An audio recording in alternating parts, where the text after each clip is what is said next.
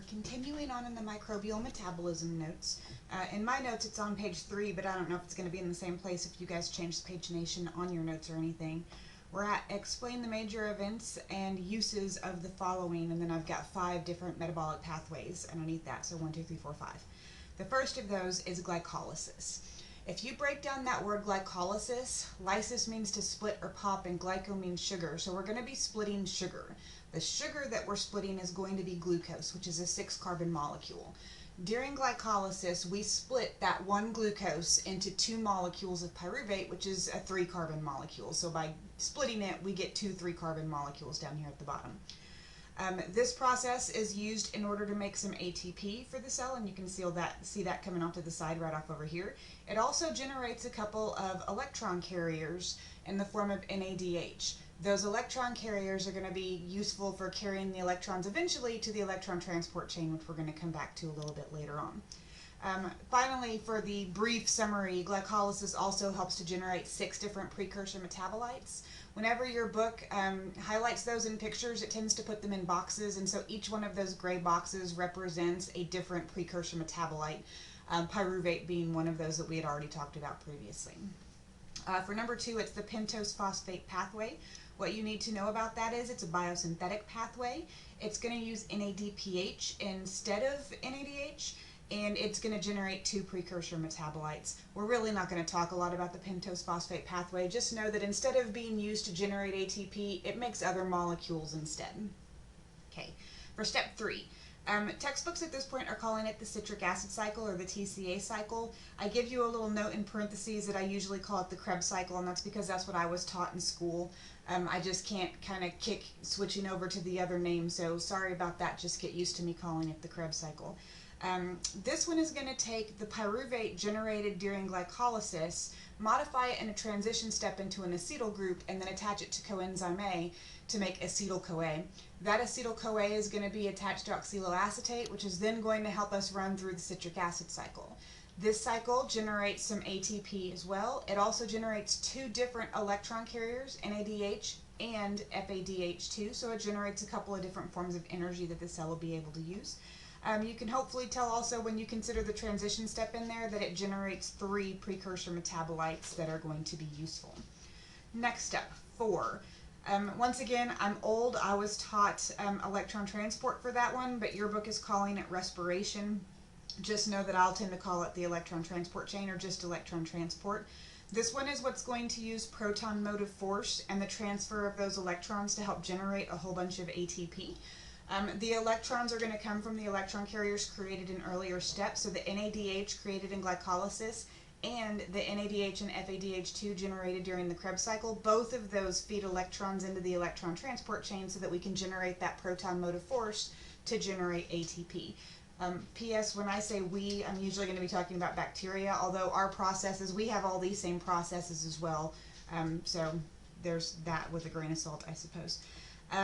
If it's aerobic respiration, electron is going to be the terminal electron acceptor. If it's anaerobic, it's going to be some other element besides, or some other molecule. It can sometimes be a molecule that will accept that those electrons finally at the end. Finally, if a cell is capable of it, there is also a pathway called fermentation. What fermentation is essentially glycolysis that can't continue on into the Krebs cycle, because you need oxygen for the Krebs cycle just like you need oxygen for respiration. So to help recycle the electron carriers, we'll end up dumping electrons back onto pyruvate or a derivative so that we can still end up doing glycolysis to keep generating some ATP. This can generate stuff like wine and help ferment bread, and it can do a whole bunch of different things, but it's not as efficient as the full glucose metabolic pathway that involves glycolysis, the Krebs cycle, and then electron transport. At this point, your book once again comes back and starts to talk about enzymes again, just in a little bit more detail. Oh, I didn't know I was going to have slides for each one of those. I should really pay attention to this. Okay, so next up.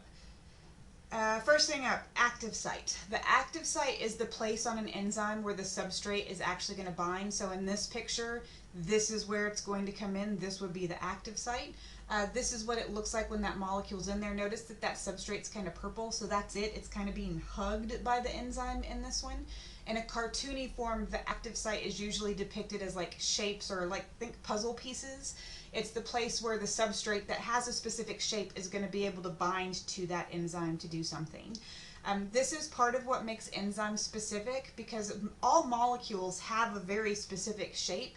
If the shape doesn't fit, then that enzyme can't act on that substrate. And so that's how we get our specificity out of enzymes. Cofactors, let's see, good, I have a slide for that. Cofactors and coenzymes are essentially both going to be enzyme helpers. The difference between them is the type of molecule they are. So a cofactor is an inorganic element. Think like a mineral that you can find on the periodic table, like iron or calcium or nickel. Those are all cofactors that help enzymes function. Coenzymes are organic molecules that do the same thing. They help the enzyme work, but they're more complex. They're not just an element, they're a whole molecule. And that's typically going to be vitamins like riboflavin, niacin, folate, those types of things.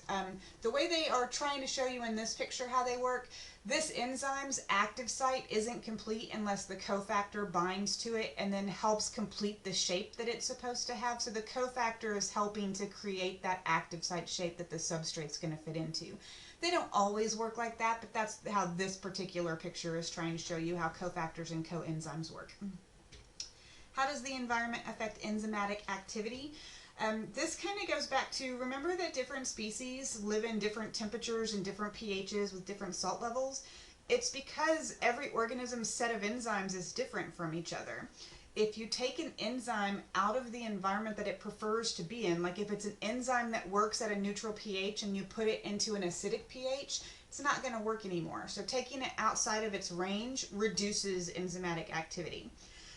What we'll focus on for right now is going to be temperature and pH. So as a general rule, the higher the temperature, the lower the activity of that enzyme is going to be. Said another way, high temperatures denature the enzymes and it breaks them. Extremes in pH can also lower their activity. That kind of goes back to, remember we talked about lemon juice and how it can make fish and chicken look like it's been cooked. That's because it denatures the proteins. Well, since enzymes are proteins, if you denature them, you break them, and they don't work like they're supposed to anymore. The story that I usually give in relation to this enzymatic activity goes back to the digestive system, because most of you should have had that in whatever freshman bio or AMP class that you took. None of you are going to remember this because nobody ever does, but your stomach produces an enzyme called pepsin. If you think back to what your stomach's environment is like, it has a very acidic pH. That pH is usually somewhere around 2. Well, that acidic pH activates pepsin and it allows that enzyme to break down proteins like it's supposed to. But if you remember the small intestine, it does not have an acidic pH. It's usually slightly basic with a pH right around 8. Well, pepsin can't work in that pH anymore, and so it becomes denatured and stops digesting proteins. So your body has to make a whole new enzyme to help you digest proteins, and that's trypsin. So take something out of its environment and it no longer works like it's supposed to anymore. Now, one of the other things that's going to come into play here is you don't want all reactions to happen all the time. You have to have a way to shut enzymes down. So for this example, I'll talk a little bit about vegetative cells and endospores again. If you have a vegetative bacterial cell, it's actively growing and dividing. Its enzymes are going to be active as a general rule. It's going to be metabolizing glucose or whatever other fuel sources it's able to metabolize to generate ATP. But if that cell is starting to run into tough conditions and it's trying to form an endospore, it doesn't need to be making ATP anymore because it's trying to become dormant. And so it's going to shut off all those enzymes for glucose metabolism and turn on some enzymes to help it turn into the endospore that it wants to do. One of the ways that you can control how an enzyme is acting is through allosteric regulation. So I'll use this cartoony picture to try to explain that. An allosteric site is essentially a backdoor on an enzyme. In pictures and books, it's usually represented on the opposite side of the enzyme from the active site. When an inhibitor binds to the allosteric site, that causes the enzyme to change shape so that the active site no longer has the shape that it's supposed to fit into the substrate. So what allosteric regulation does is the inhibitor binds to the allosteric site, which changes the shape of the active site, shutting that enzyme off. It's a way to turn off an enzyme because you no longer need to metabolize that substrate anymore. What is feedback inhibition? This can be a type of allosteric inhibition. It can also be competitive inhibition. I'm going to just kind of ignore that little aspect for right now. What this is about is a whole entire pathway. So this is a fictitious pathway where we have a starting compound, and we run through a couple of different steps. Each one of those steps has its own enzyme. So to get from here to here, enzyme A helps with that. To get from here to here, enzyme B, a different enzyme, helps with that. And then we've got another one to get us to the end product. Well, if we have already generated enough of this end product, what happens is the end product comes back and it talks to the first enzyme in that metabolic pathway, and it shuts that enzyme down so that we stop doing these steps and stop making more end product because we had already had plenty of it. So it's a way for a cell to speed up or slow things down depending on how much of an end product is present and how much it needs at a given time. This is one of the hallmark ways that all cells help maintain homeostasis and keep things in balance, is have the pathway talk back to the beginning so that we can keep it at the rate that we need to keep the cell nice and healthy. Contrast competitive inhibition with non-competitive inhibition. This is all about where is the inhibitor binding on an enzyme. For competitive inhibition, some other substance comes in and it binds to the active site of an enzyme, and it prevents that enzyme from functioning, because if there's already something present in the active site, the substrate can't come in and bind anymore. So here's what they're talking about in this case. Bacteria are usually unable to make folate, which is one of the B vitamins, without the help of their enzymes. So some of the drugs that we use, like Bactrim, is a drug that actually has two different compounds to it. It's a sulfa drug and it's trimethoprim. Those inhibit two different enzymes in the folate pathway. And the sulfa drug part of it, what it does is it binds to the enzyme that PABA, which is it's a precursor to the folate that we wanted to make. It binds into the active site so that PABA can't come in here and we can't help convert it into the folate that we really wanted to at the end of that. And so this is competitive inhibition because it blocked the active site and it prevented PABA from getting in there. Different example, non-competitive inhibition. An example of this is allosteric inhibition, but essentially non-competitive means the inhibitor is binding someplace on the enzyme other than the active site, and it's shutting that enzyme off. A lot of the toxins that affect your cells can also affect bacterial cells, and a lot of those toxins, like mercury, what they do is they change the shape of an enzyme and prevent that enzyme from functioning. In the case of mercury, it affects cells in the nervous system and it prevents them from functioning like they're supposed to. But they do that non-competitively because they're not binding to the active site, but they still change the shape of that enzyme. Okay. This video is from the textbook. It is going to help show you a non-majors freshman version of cellular respiration, just to get the idea in your head again about everything and all the moving parts. It doesn't use the complex terms that we're going to be using in a lot of cases, and it is showing a eukaryotic cell with mitochondria. But again, I just wanted you to kind of refresh your memory about glucose metabolism, and so I still think there's value to watching this video. Here we go. As this mountain biker heads up the trail, the breakfast he ate this morning is being burned to power his bike ride. His breathing rate increases as his leg muscles demand more oxygen to burn more fuel. Let's zoom down to where this fuel is burned, our cells. Here, the blood vessel on the left delivers fuel and oxygen to a single muscle cell. In cellular respiration, energy and fuel is converted to ATP, shown here as starbursts. Most ATP is made in the cell's mitochondria. ATP powers the work of the cell, such as contraction. Let's take a closer look at how ATP is produced from a molecule of glucose, our fuel. Only the carbon skeleton is shown to keep things simple. The first step is called glycolysis, and it takes place outside the mitochondria. To begin the process, some energy has to be invested. Next, the molecule is split in half. Now, the molecule NAD+, an electron carrier, picks up electrons and hydrogen atoms from the carbon molecule, becoming NADH.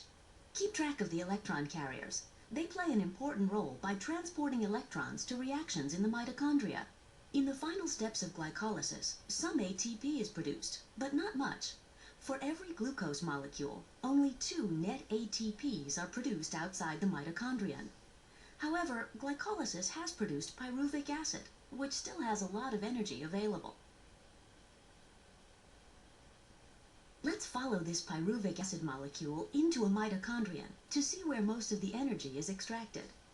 As the molecule enters the mitochondrion, one carbon is removed, forming carbon dioxide as a byproduct. Electrons are stripped, forming NADH. Coenzyme A attaches to the 2-carbon fragment, forming acetyl-CoA. Coenzyme A is removed, and the remaining 2-carbon skeleton is attached to an existing 4-carbon molecule that serves as the starting point for the citric acid cycle. The new 6-carbon chain is partially broken down, releasing carbon dioxide. Several electrons are captured by electron carriers, and more carbon dioxide is released. The carbon dioxide that you exhale comes from the reactions of cellular respiration. 2 ATPs are produced by the citric acid cycle for each molecule of glucose. At this point, only a small number of ATPs have been produced. However, more energy is available in the electrons that are being transported by electron carriers. While the citric acid cycle starts another round, let's follow an electron carrier to the next step in the process. Electron carriers such as NADH deliver their electrons to an electron transport chain embedded in the inner membrane of the mitochondrion. The chain consists of a series of electron carriers, most of which are proteins that exist in large complexes. Electrons are transferred from one electron carrier to the next in the electron transport chain. Let's take a closer look at the path electrons take through the chain. As electrons move along each step of the chain, they give up a bit of energy. The oxygen you breathe pulls electrons from the transport chain, and water is formed as a byproduct. The energy released by electrons is used to pump hydrogen ions, the blue balls, across the inner membrane of the mitochondrion, creating an area of high hydrogen ion concentration. Hydrogen ions flow back across the membrane through a turbine. Much like water through a dam, the flow of hydrogen ions spins the turbine, which activates the production of ATP. These spinning turbines in your cells produce most of the ATP that is generated from the food you eat. The process you've just observed, cellular respiration, generates 10 million ATPs per second in just one cell. That ATP can power a biker up the trail, or it can power your brain cells as you learn challenging biology topics. Okay, so hopefully that refreshed your memory as we get started going through here. Now I've given you a couple of notes in here above the glycolysis area that I gave you room to write down. This is something that you are going to have to write out the entire pathway for glycolysis and the entire pathway for the transition step in the Krebs cycle, with the exception of the enzymes. You don't have to put the enzymes down. You just have to give me the molecule and then what it becomes in the next step and what it becomes in the next step. You'll also have to include which molecules are precursor metabolites and when ATP is used or made, or when any electron carriers end up getting reduced. So keep that in mind as you go through here. I know that this is a bear to try to learn all of this material, but I also know that it's possible. I did it, so anybody else can do it out there. It's just a matter of practice. I can't tell you how many times I wrote out the pathway for glycolysis. It was over and over and over again until eventually it just kind of stuck in my head. To help you out with that, you can get yourself a whiteboard, you can get yourself some little sheet protectors that are plastic and some dry erase markers and write it out and erase it and write it out and erase it. You can get somebody that you know that can read your notes to you and try to tell them the pathway, and then they can tell you when you're wrong or when you've skipped a step or something along those lines, but you're never going to do it if you don't practice it. And so please find some way that works for you to practice getting these pathways down so that you know every step and what's happening in each one of those steps. So here's glycolysis. This is the picture from your textbook. You don't have to draw it out, like you don't have to draw the 6-carbon chain, but you do need to know that glucose is going to become glucose 6-phosphate. And the process of getting you from glucose to glucose 6-phosphate, we're going to spend an ATP, stealing that phosphate from the ATP to stick it on the glucose. So that's what happens in the first step. Then we do a chemical rearrangement, and you can't see how that changes, but the shape of the molecule changes as we go from glucose 6-phosphate to fructose 6-phosphate. Then we spend another ATP to stick another phosphate on here, and it becomes fructose 1,6-biphosphate. Now here's where I'm going to pause for just a second and tell you what the numbers mean. The numbers are telling you which carbon the phosphate is sticking off of. So in glucose 6-phosphate, the phosphate's coming off the 6th carbon in that chain. I kind of wish your book would have flipped this around so it would have been over here on number 6. But they didn't, and I can't control the way your book prints the picture.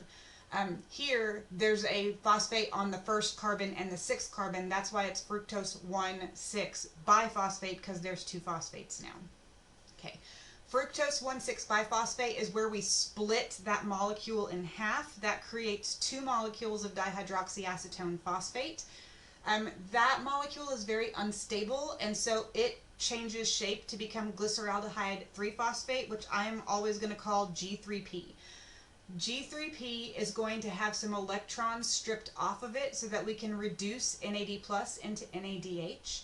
And then we're going to add a phosphate on to make 1,3-biphosphoglycerate. Remember what the numbers mean. So there's a phosphate coming off the 1st carbon and the 3rd carbon. And remember there are 2 of these because we split up here.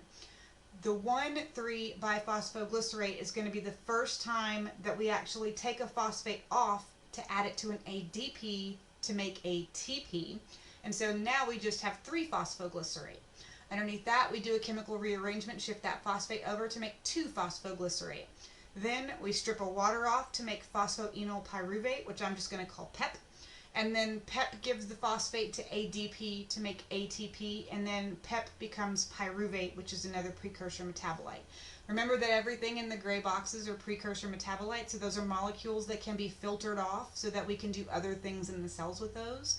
But essentially, this is what you need to know, and you need to know that it's split so that there's 2 of those, 2 of those, 2 of those, 2 of those, and all the way down there's 2 of everything else as we go. Other stuff to mention.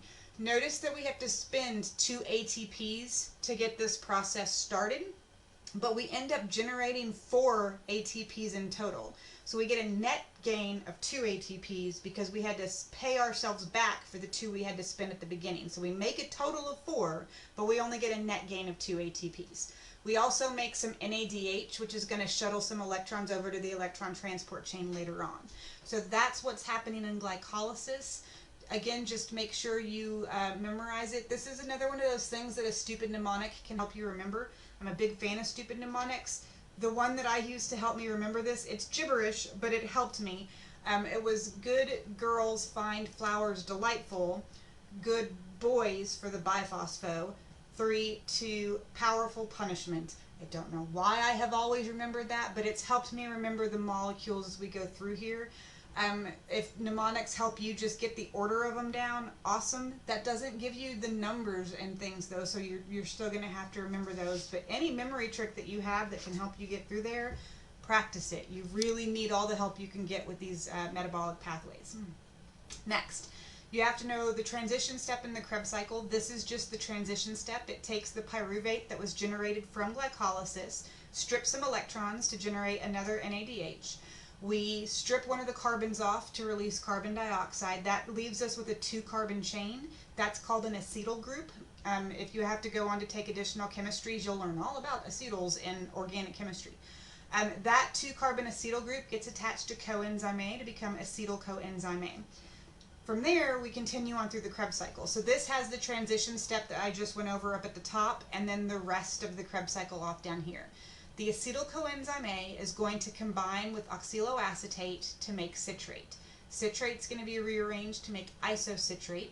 Isocitrate is going to give off some electrons to make an electron carrier and kick off a carbon to release some carbon dioxide. That generates alpha-ketoglutarate.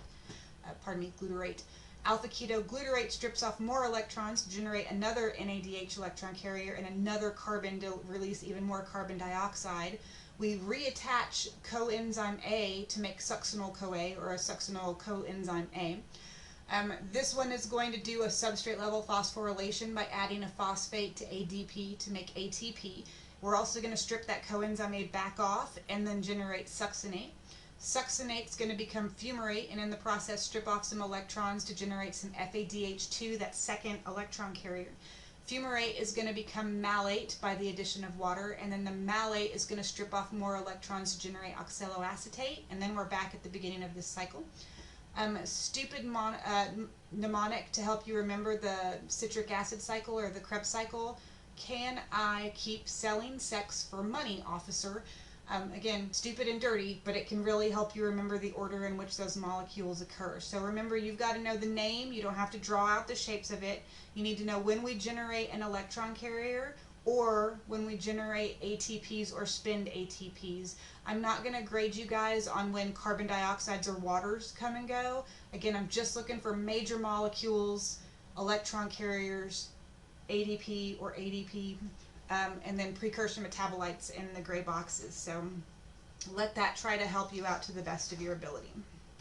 Okay, from there we're going to talk about oxidative phosphorylation. This is again what happens during the electron transport chain and the use of proton motive force. These are the proteins that are involved in our mitochondrial membranes. We're not going to focus on those because this is micro and we're not micro, and so we're going to talk more about the proteins necessary for microbial electron transport in a second. So oxidative phosphorylation, just to get that definition back for you, remember this is when the electron transport chain generates proton motive force, and that proton motive force generates ATP for us. We'd kind of defined that earlier, but there it is again for you. Alright, so chemiosmotic theory. What you need to remember here is we're generating this hydrogen ion gradient where there's a bunch of hydrogen on one side of the membrane and very little on the other side. So it wants to diffuse from high concentration to low. This dude decided diffusion wasn't a good enough word, and so he decided to call it chemiosmosis. But it's just the description of proton motive force, and he's the guy, Peter Mitchell, who came up with the idea. Electron transport chain is the series of proteins that are embedded in some membrane, whether it's the inner mitochondrial membrane or it's the cytoplasmic membrane for a prokaryotic cell. But these proteins are what's going to generate that proton motive force by passing the electrons from one protein to the next. Okay, here are the proteins that you guys need to learn the names of. This picture is again in your textbook. These are the typical proteins that you find in a prokaryotic cell carrying out electron transport. So to start you out, they've kind of tried to name these easily for you guys, sort of. NADH dehydrogenase is going to accept electrons from NADH. In the process of taking the electrons and passing them to ubiquinone, it's going to pump hydrogen ions to the outside of the cytoplasmic membrane. So here's how I have that written in the notes. It accepts electrons from NADH and transfers them to ubiquinone, and it ejects hydrogen ions, or H+. Next, succinate dehydrogenase is going to be accepting electrons from FADH2 and also passing those off to ubiquinone. It also ejects hydrogen ions, which it's not showing you in this picture, but it does do that. Ubiquinol oxidase is what you have. Oh no, wait, I'm skipping ubiquinone, even though I've said it a couple times. Ubiquinone, you need to know it receives electrons from NADH dehydrogenase and succinate dehydrogenase, and then passes them to ubiquinol oxidase.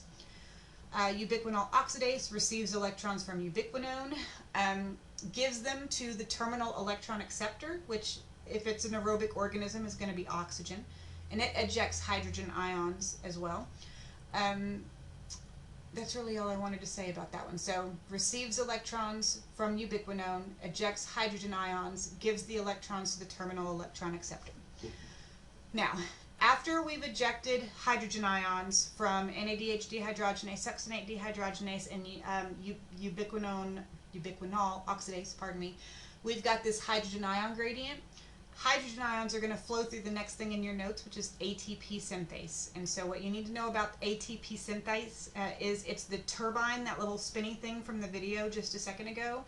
What makes it spin is hydrogen flowing through it, and the act of it spinning helps it make some ATP. And this is by far how most cells get most of their ATP, is this oxidative phosphorylation that happens as ATP synthase is doing its spinny thing. So this is the oxidative phosphorylation part, is this part. I told you that figure 6.20 should help with the above terms. This is that figure, and so this is a good one to study. I also made another note there, but again, I had the majors by the non-majors textbook just because it's easier for us to work with things. Okay. Next, fermentation. What happens for fermentation is a lot like what happens in glycolysis. It's just that the pyruvate doesn't continue on to the transition step. Instead, we do something with that pyruvate.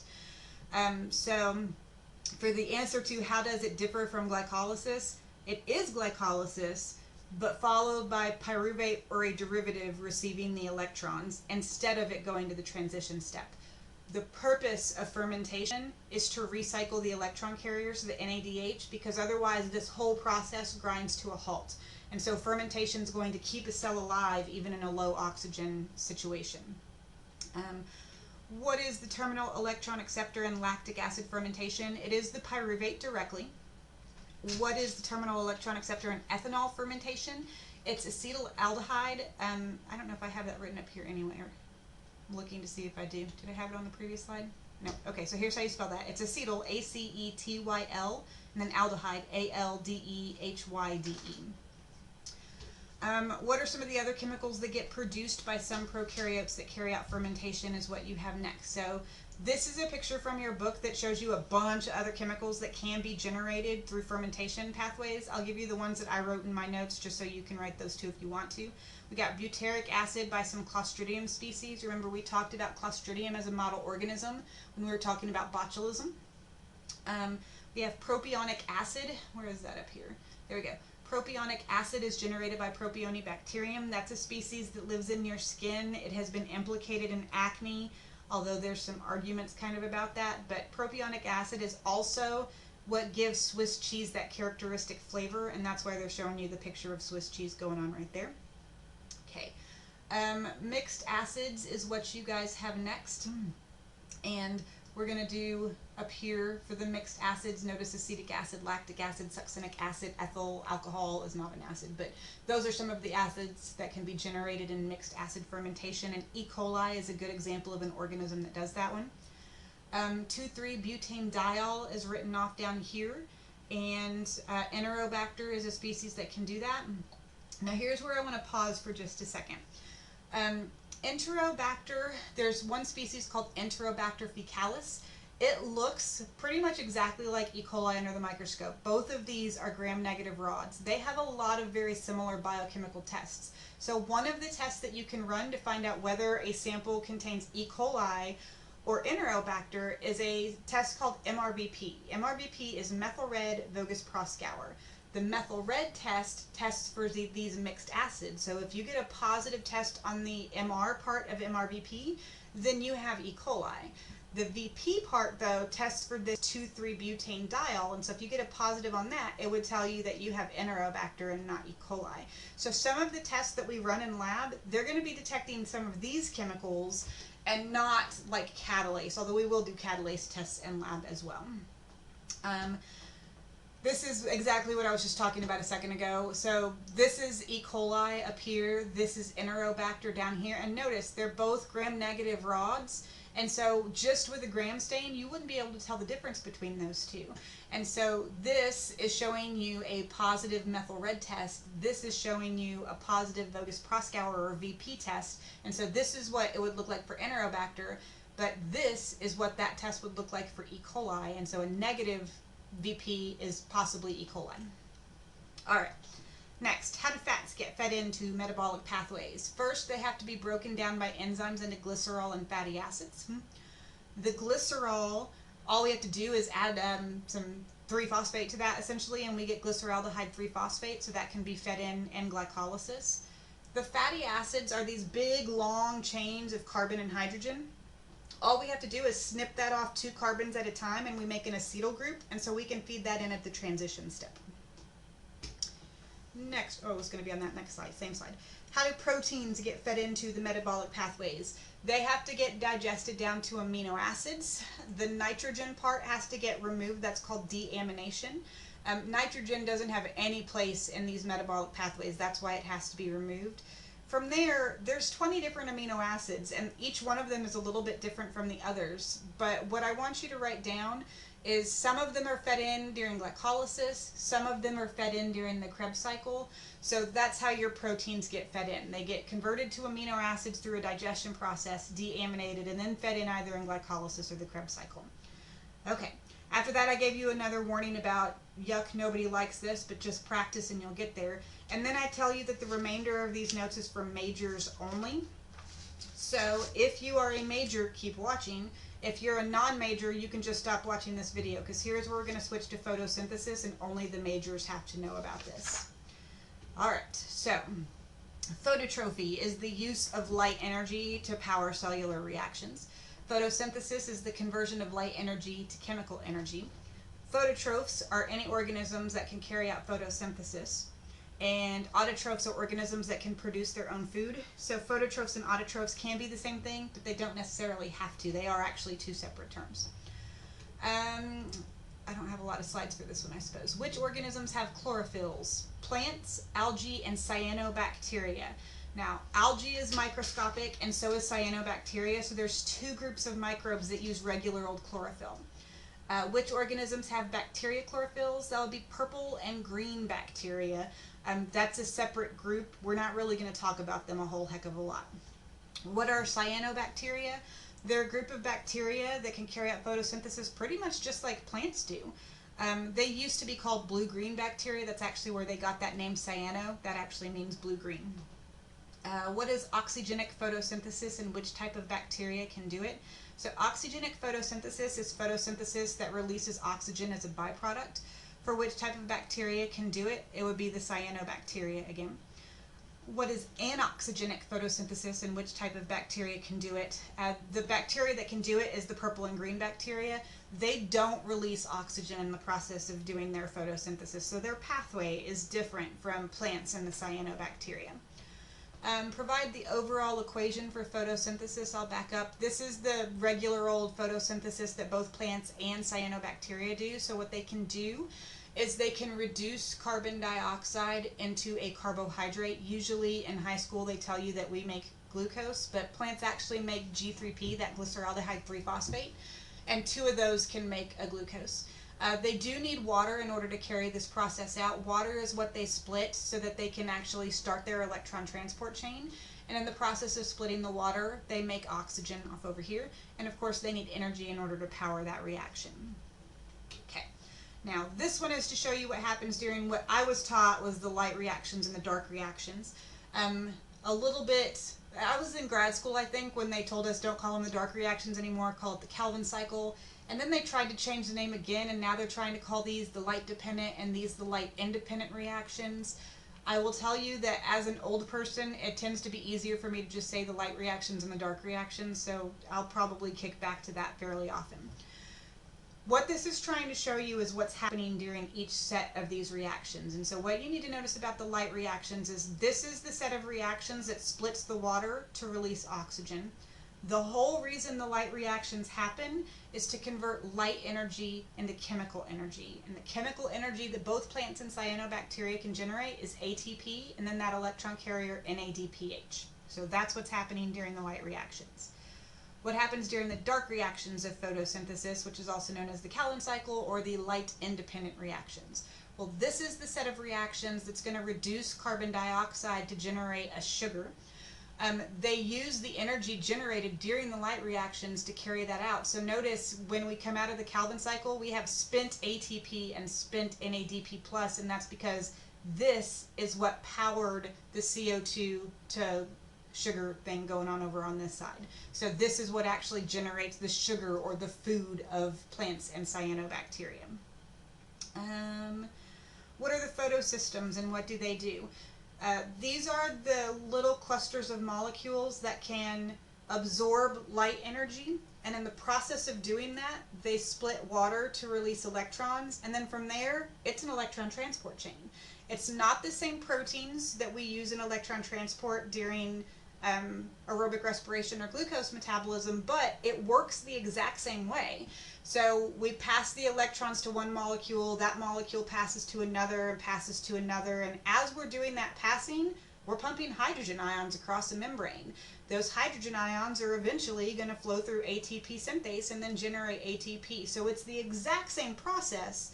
It's just not happening with the exact same proteins, but you don't have to learn the names of the proteins because they're different for a bunch of different types of reactions.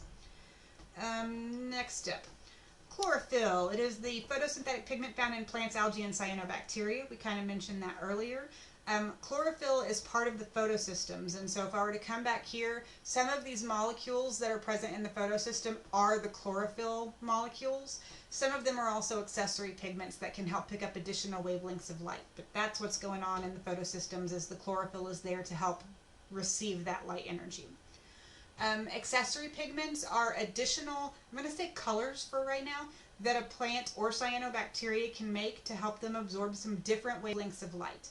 Chlorophyll is really good at absorbing kind of like purpley light and reddy orange light, but it's not very good at doing green or any other colors. And so when a plant or cyanobacteria adds additional pigments, it's able to use different colors or wavelengths of light. It makes them more efficient at picking up light, and they can make more food if they have more accessory pigments. The way the book describes it is these increase the efficiency of light capture by absorbing different wavelengths of light. So what I said, but just a little bit fancier. One of those accessory pigments is carotene. Beta carotene is what makes carrots orange, and so the reason they are that color is because they're making some of these accessory pigments, even though the carrot doesn't actually help with photosynthesis because that's underground. It's not really getting a lot of light.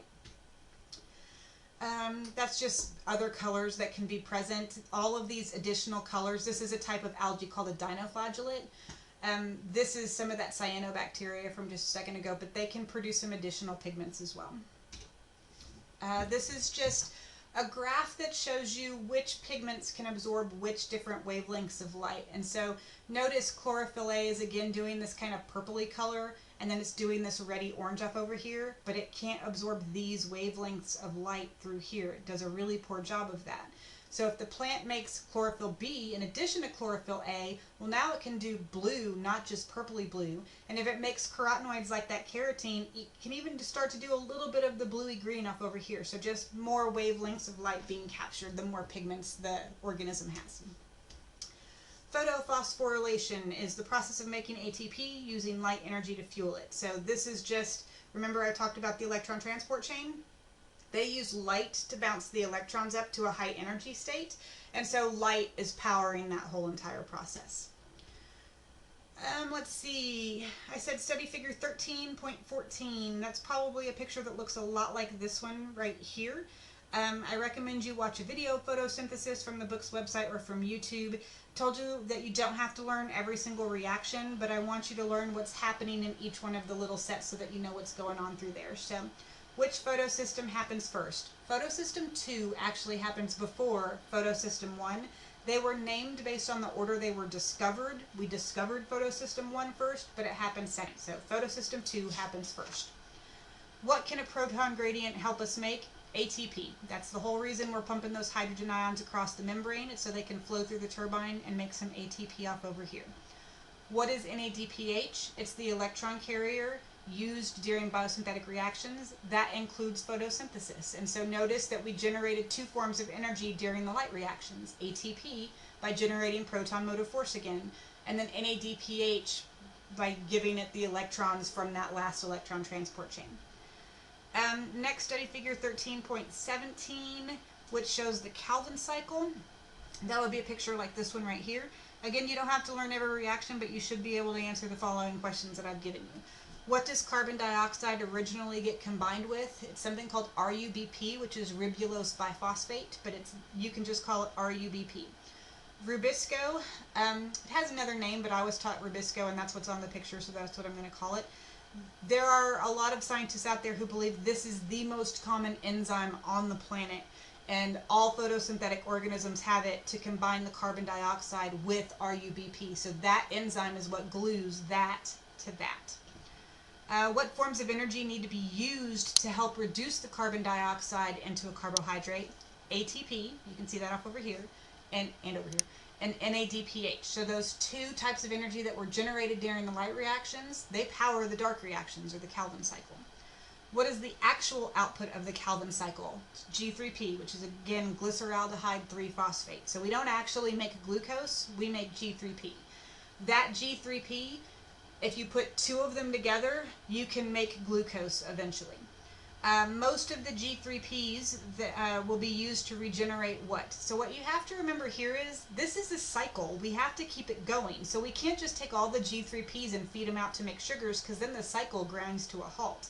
So most of the G3Ps that get created go back to make more RUBP so we can keep this whole process going. Now, one of the things that I will tell you to kind of help you out with this, and I do this for my non-majors, there's a website out there that's called SpongeLab. It's spongelab.com. You can create an account for free. There are 2 games on there that can really help you learn what's happening during photosynthesis. One of them is called the light reaction game. The other one is called the Calvin cycle game. You guys can play those 2 games, again for free, on SpongeLab, and they can really help you understand what happens, especially the Calvin cycle. It's a good challenging game because a lot of students don't understand the whole it's a cycle thing, and you have to keep regenerating RUBP or you can't keep going through the cycle. And so that game can really help you understand what's going on through there. From here, and I should have said this earlier when I had the non-majors that was still on here, but there's an assignment at the back of this chapter that you can do just to help you understand what's going on through here. It's got some things that can just help you study and make sure you understand what's really going on.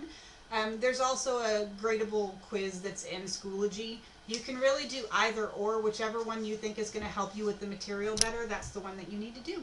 Good luck.